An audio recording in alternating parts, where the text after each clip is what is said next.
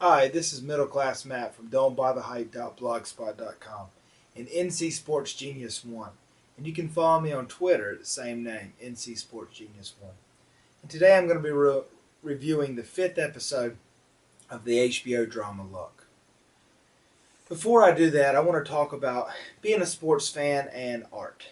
Uh, it is very difficult, or you see very few people who are sports fans who appreciate good art.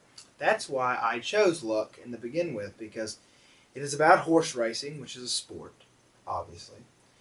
And at the same time, it is a very well done artistic show. I've heard a lot of sports fans this week and last talk about the artist winning Best Picture and winning a lot of the Oscars, to be honest. Well, I am a sports fan, big time sports fan, do a sports blog, and I thought it was the absolute winner. When I saw it, I was like, this is the film of the year.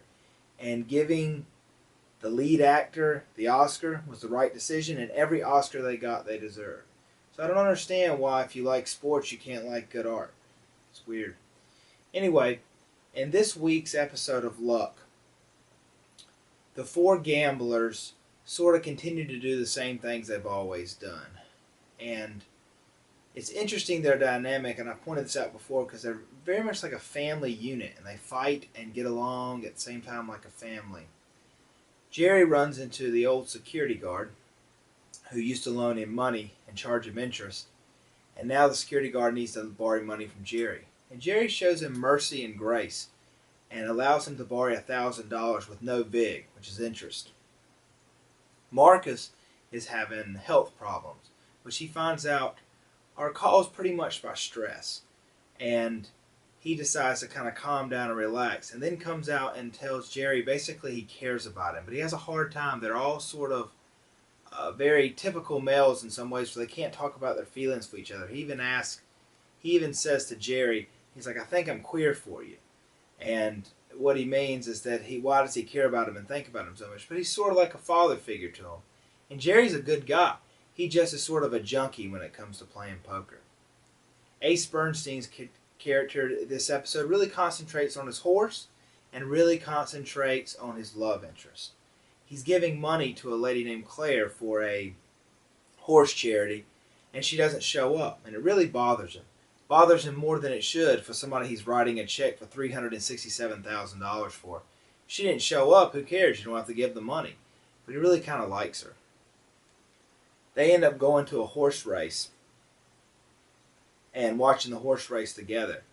And the horse that he has is a very good horse. Now, he's not like the mythical horse that Walter Smith has, Nick Nolte's character, but he's still a $2 million racehorse, and he's very good. And they talk about what a big heart he has and how he loves to run.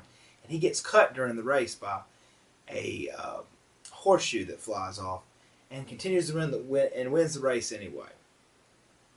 So it really shows that this is a really good horse. And Dustin Hoffman and his driver, who's sort of his bodyguard slash associate as well, partner in crime, they've really become attached to this horse. There's one point where Ace actually confronts one of the cool characters in the whole show, Turo Escalante, and asks him, is he a gambler or a trainer?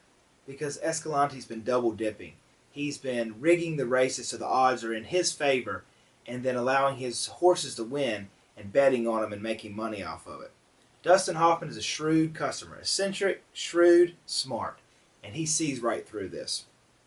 So he's able to call him out. Escalante is not happy. He is not a patient man, does not like to be challenged, and is very embarrassed, as someone says, he was caught with his pants down, and that's exactly what happened. He was very embarrassed of it. He did not like it. He always likes to have the upper hand and outsmart everybody. But Ace is a hard one to outsmart. The character Joey, who is the agent to two jockeys, his luck is starting to run out. He's really falling apart, or his life is falling apart. One of his jockeys has left him and was riding Walter Smith's horse, and which, by the way, Walter Smith, played by Nick Nolte, his character wasn't in this episode.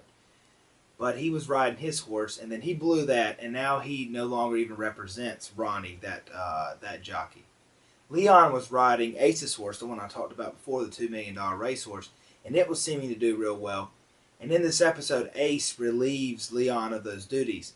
Leon was used as an inexperienced jockey to fix the odds in Turo Escalante's favor so that he could win more money. And Ace puts a stop to that, but that also hurts Leon.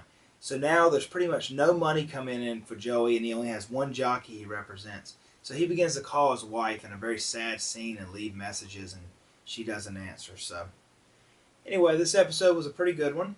It was much easier to review than some of the ones in the past.